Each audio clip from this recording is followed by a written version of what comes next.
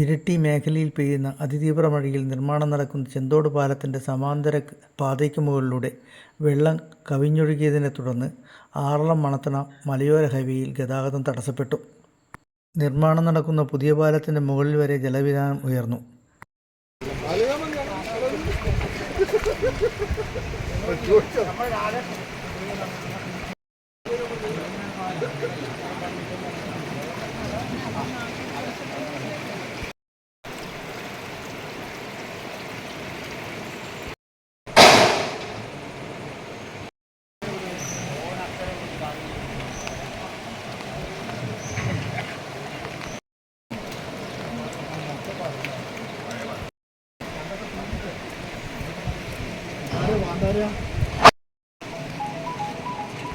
ജലവിധാനം ക്രമാതീതമായി ഉയർന്നതിനെ തുടർന്ന് പാലം നിർമ്മാണത്തിനായി കൊണ്ടുവന്ന സാധന സാമഗ്രികൾ ഇവിടെ നിന്ന് തൊഴിലാളികൾ മാറ്റി.